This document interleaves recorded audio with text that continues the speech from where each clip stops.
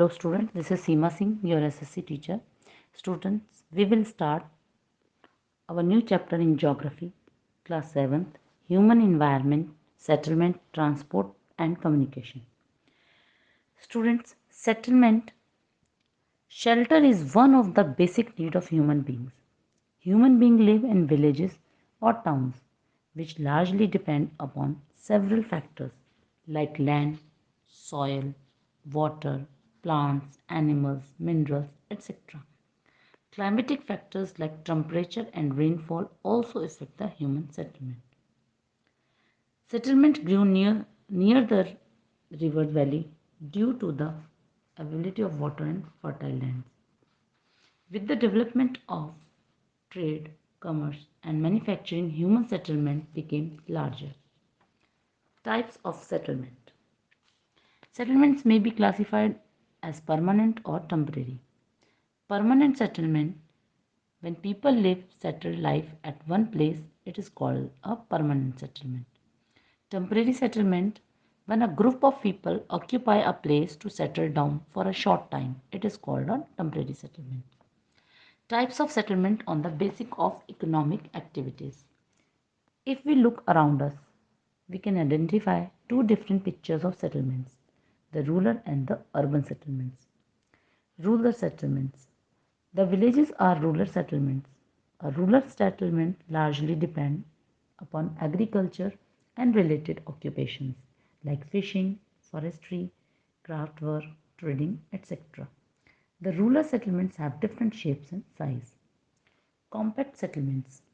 In such kind of settlements, houses built are very close to each other. These are mostly found in the highly productive alluvial plains and northeastern states. A compact settlement based on farming comprises houses, farm structures, and other buildings such as religious centers, field for grazing animals, and growing crops surrounding the village buildings.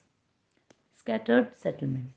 Scattered or dispersed settlements are generally found in the area of extreme climate, highly trapped, thick forests, grasslands, and poor agricultural land.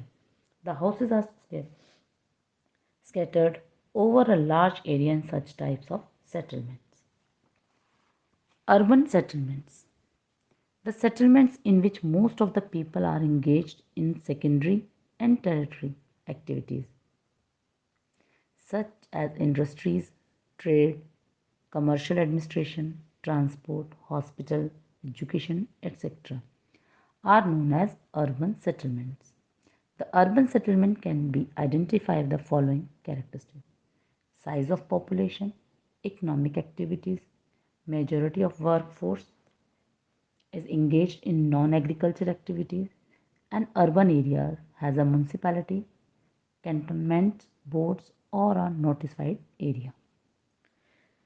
Town may be classified on the basis of their site situation, size, rank, location, etc. But towns and cities are generally classified on the basis of function of their program. On the basis of function, we observe the following categories of towns. Administrative town. The main function of such towns is to be administrator the country, state, or a specific territory. It includes not only the capital cities but all the capital of the states, districts, and other administrative divisions for the country. For example, Delhi, Mumbai, Jaipur, etc. Defensive towns. The defensive towns have barracks, cantonments, training facilities for the armed forces, airfields, and harbors for the warships. Vishakhapatnam are the example of such towns. Cultural centers. These include religious as well as educational centers. In these towns we find college, libraries, hospitals, church, temple, mosque, park, etc. For example, Haridwar, Makkah, Meerut, Roorkee, Oxford, etc. Collect- Collection centers. The mining towns, fishing port centers fall under the category of collection centers. Dhanbad, example of the collection center. Industrial towns, urban places, towns, and cities in which some kinds of manufacturing are the major functions are known as industrial towns. For example, Jeshmedpur, etc. But both towns and villages are interdependent on each other. The villages supply food, grains, fruits, vegetables, and other agricultural raw materials to the town, which in return supply industrial goods needs in a village. Transport. Transport is the means by which movement of people and goods become easy. In the earlier time, it was very difficult to move from one place to another. People had to walk for long distance and carried their goods with the help of animals. Invention of wheels opened the door or easier transport. The early traders from the other countries used to take several months to reach India. They took either the sea routes or the land routes. Land transport. Land transport is of the two types, namely roadways and railways. These means of transport run over land. Bikes, cars, buses, trucks, trains, tram, etc. The medium of land transport. Roadways. Roads are the most common means of transport. It is best suited for short distance. Only roads provide us door-to-door service. These also work as feeder for other means of transport. Railways. Railways are the cheapest means of carry goods and people from one place to another in large numbers. Invention of steam engine and industrial revolution contribute a lot into the fast development of railways. Waterways. You already know that early people mainly used waterways to make trade relation with different countries. These are the cheapest way to carry heavy and bulky goods. Mainly international trades takes place through waterways. Waterways are mainly of the two types, inland waterways and sea routes. Inland waterways. Navigable rivers and lakes are used and inland waterways. The Ganga and the Brahmaputra river in India, the Great Lakes in North America, and the river Nile in Africa are some examples of inland waterways. Oceanic routes on sea routes. These are mostly used for transporting and trade, combining and goods from one place to another place. Next, the place.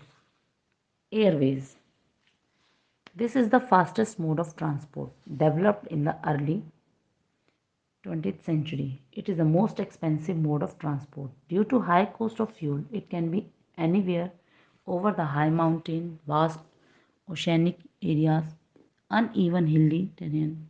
Helicopters are extremely useful as most and at time of calamities from rescue people and distributing food, water, clothes, medicine, etc. Communication. Communication is the progress to convey. Communication is the process to convey message from one person to another. With the development of technology, humans have devised new and fast modes of development. Earlier, it was difficult to send message in a short period of time. So, different modes of communication are used to provide information, to educate, as well as to entertain, namely newspapers, radio, television, internet, mobile phone, etc. Communication may be of the following types: personal communication and mass communication. Personal communication, when messages are conveyed between two individuals, it is known as a personal communication. Inland letters, telegrams, telephones, etc. Mass communication, when we communicate with a large number of people at one time, it is known as mass communication. For example, newspaper, radio, television are the such of examples. So the satellites have made communication even faster. Satellites have helped in oil exploration, survey of forest, underground water, minerals, weather forecast, and disaster warnings. Now we can send electronic mails or emails through the internet. Wireless telephonic communication through cellular phones have become very popular today.